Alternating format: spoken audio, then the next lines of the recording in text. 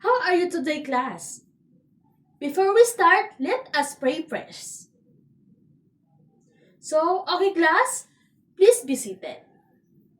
Miss Secretary, may I know I'm absent for today? Wow, very good! That means you are all excited to learn our new lesson. Before we start our lesson, let's a game. It's called Emoji Game. Are you ready? Okay.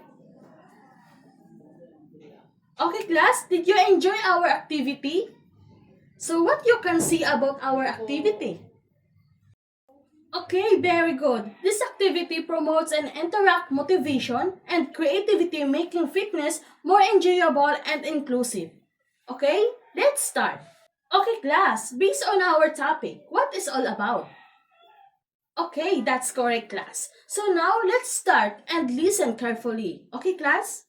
Physical fitness refers to the state of one physical health. A physical fit person can perform his daily activities very efficiently without getting easily tired. So it is a state of health and well-being, and more specifically, the ability to perform aspect of sport, exercise, occupation, and daily activities. Physical fitness is a generally active through proper nutrition.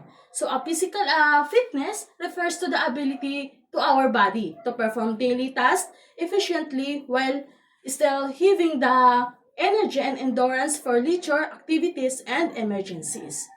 For there are three concepts of comprise physical fitness. We have specific fitness and general fitness. And last one is emergency preparation. So physical fitness is a task-oriented definition which is based on the ability to perform a specific aspect of recreation or occupations. So sa general fitness is a state of health and well-being. For emergency preparation, the physical capability to avoid, adapt, and overcome emergency situation. So class, what do you think is important to stretch before starting exercise? Okay, yes? That's correct. Warm up the muscles, stretching reduce the risk of strain, sprains, and the injuries. It's prepare the muscles for the physical demands or the exercise. So, did you understand, class? Okay. Are you sure? Okay, what are the concepts comprise physical fitness? Okay, that's right. For the fitness, the general defined as the ability of a person to live a happy, well-being life. It embraces the physical, intellectual, social, and spiritual aspect of a person's life. Fitness is the state of being physically and mentally healthy, often achieved through a combination of regular exercise, proper nutrition, and adequate rest. If you are physical fit, if you are free for illness and able to function efficiently and effectively, to enjoy leisure to cope with emergencies.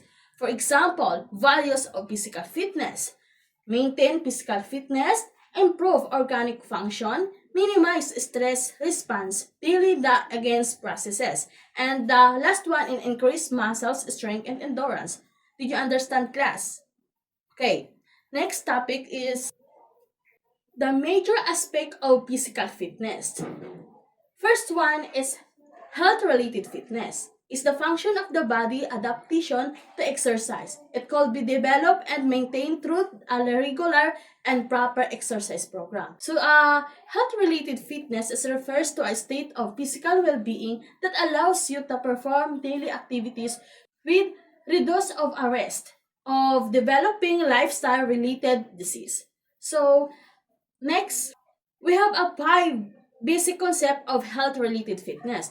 First one is the cardiovascular fitness. Health and lungs endurance or cardiovascular endurance is ability to exercise the entire body for a long period of time. So cardiovascular endurance, ability of the heart, lungs, and blood vessels to supply oxygen to your muscles during sustained physical activity. For example, running, swimming, or aerobic dance.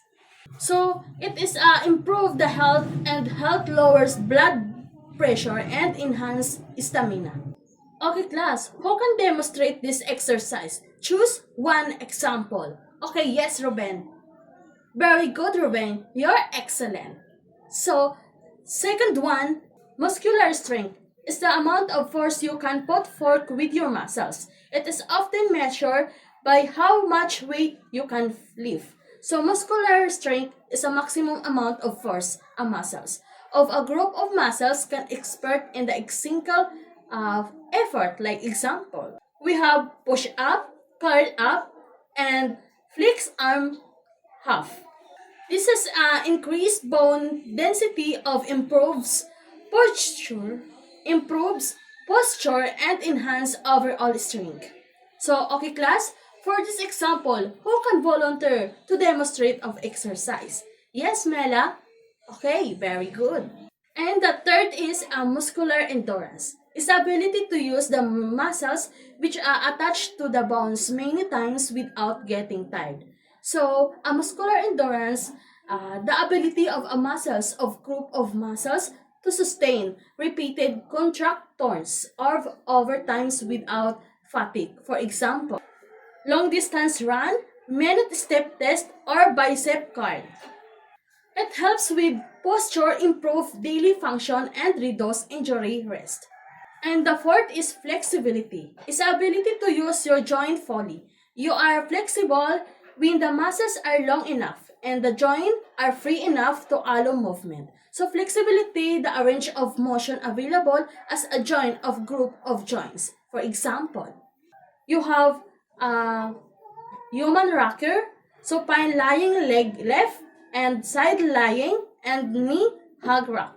So reduce muscles tension, improve posture, and decrease the risk of injuries. So did you understand class? You can example this exercise. Choose one exercise. So, nice, Karel. Okay. So next proceed to the fifth. We have body composition. Body composition refers to the preposition of lean body mass to fat body mass. The percentage of body weight that is fat compared to other body tissue such as bone and muscles. So body composition is the ratio of fat to lean mass. Example, bone and water and the body. So for example, it helps access overall health and fitness level. So it helps access to overall health and fitness levels. So did you understand class? Do you have any question? So let's proceed to our next topic. So body mass index or BMI is a numerical value used to access to individual body weight. So related to their weight, it is a simple and commonly used method for categorizing individuals into weight status categories. A tooth is the donut is directly measured body fat. So for example, my weight is a 49.5 and my height is 1.57. By multiply your height, 1.57 times 1.57 is equals to 2.4649. So divide your height is 49.5. Then equals to 20.08. And your BMI is a normal weight. We have three types of body. Ectomorph, mesomorph, of endomorph. Okay, class, did you understand? So, what are the three types of the body? So, very good, class. You give 11 claps. So, next is the performance-related or skills-related fitness. Skill-related fitness includes training to improve speed, agility, balance, coordinator, power, and reaction time. So, first one is agility. The ability to change position of body quickly and control body movements. So as agility, the body to move quickly and easily while changing direction and while control and efficiency. So the second is balance. Is the ability to keep in upright posture while eating, standing still, or moving.